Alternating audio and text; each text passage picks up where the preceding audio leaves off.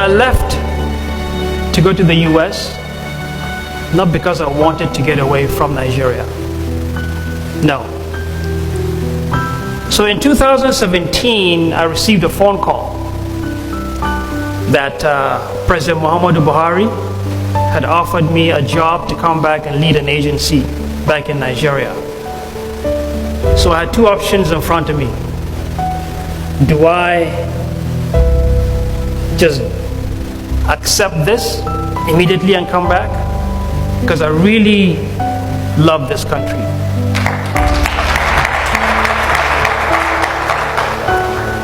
Or do I say no and continue to work for GM because I really love automotive design and I had a fun time out there? What do I do? It was both a hard and an easy decision.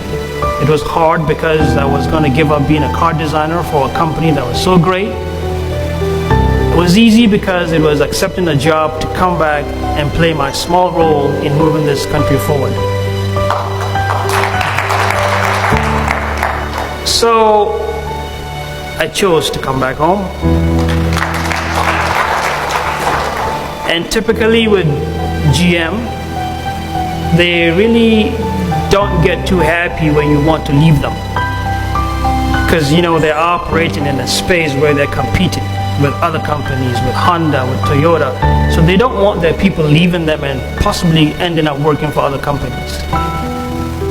I've known particular, examples where GM designers got a job for some other company and they wanted to leave, right? And with GM, if you leave, if you tell them you're leaving and they're sure you are, they escort you right away. It's not about like in 2 hours or 3 hours. Right away, they escort you to the gate. Okay, see you later. Because there's so much sensitive information there, they don't want it moving on with you. So, after I got a call and decided to accept, I said, okay, what do I do now? I know that as soon as I tell management that I'm leaving, I'll just go out the door. So before then, all my personal belongings, all my things, I just took them home. All I had was the GM cell phone that I would just hand over on that last day and the badge. So very early in the morning that day, I went and I said to the design director that I wanted to speak with him. Had something very important to tell him. Nobody else was in the studio then. So he said, yeah, sure, Jelani. So I went over to the coffee room, sat down, and I said, well, our president has asked me to go back home and head an agency called the NADDC. He said, okay. He didn't even comment, right? He said, okay, let's go to human resources. Let's go to human resources right there. And I knew the procedure was you go to human resources, and from there, you're out the door. So we got. So we went the 12 straight up to human resources.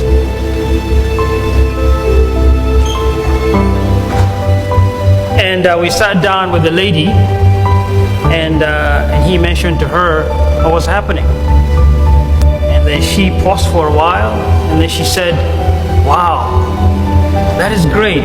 Your own country wanting you to go back and work for them.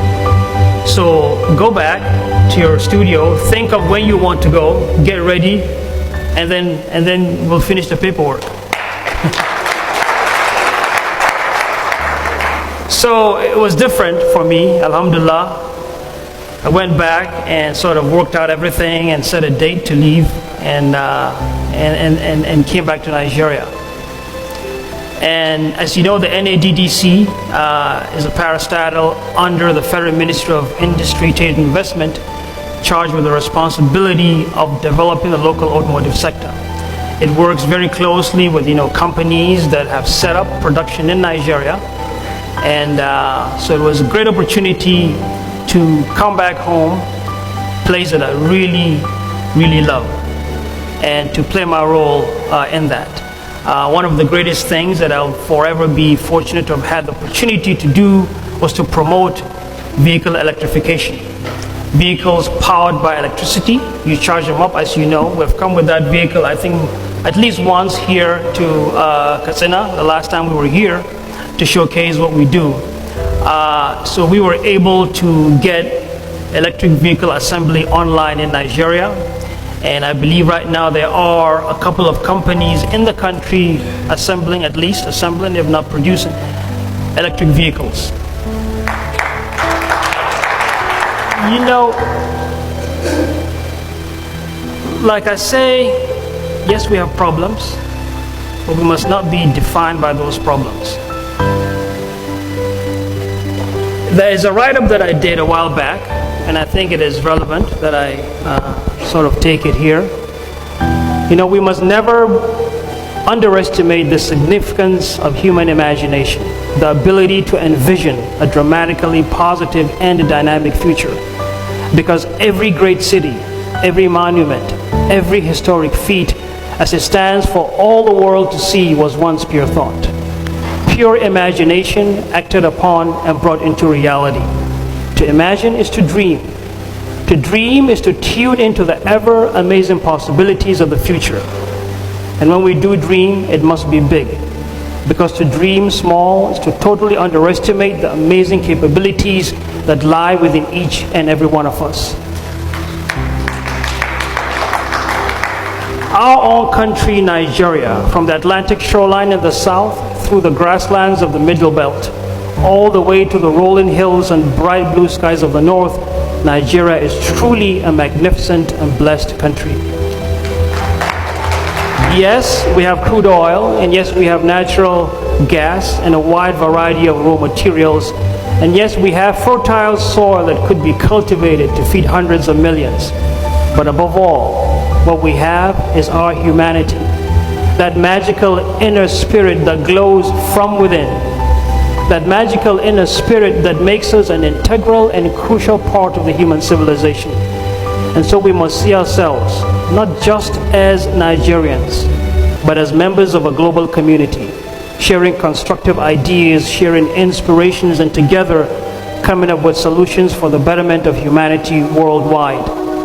And we as Nigerians must not be afraid of success, but we must individually and collectively focus on progressive opportunities and solutions. Those powerful capabilities that reside within each and every one of us must be reawakened. And it all starts in the mind. If you can imagine it and clearly see it in your mind, then you're halfway there. Then you can easily strategize, jump into action, and bring it into reality.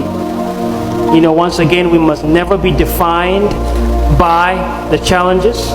We must only be defined by what we can achieve. We must only be defined by a better tomorrow, because nothing is impossible.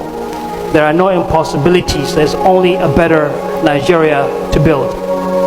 When we once again look at places that have advanced, you know, that have really gone far in technology and living standards, we often tend to dismiss, oh, this is Nigeria, we can't do this. Only in this country or that country can do it. We must also believe that we are also capable of creating that better Nigeria that we all deserve. So have a dream, never give up regardless of what anybody says. Go for it, and inshallah, this is a nation of incredible accomplishments. Thank you very much.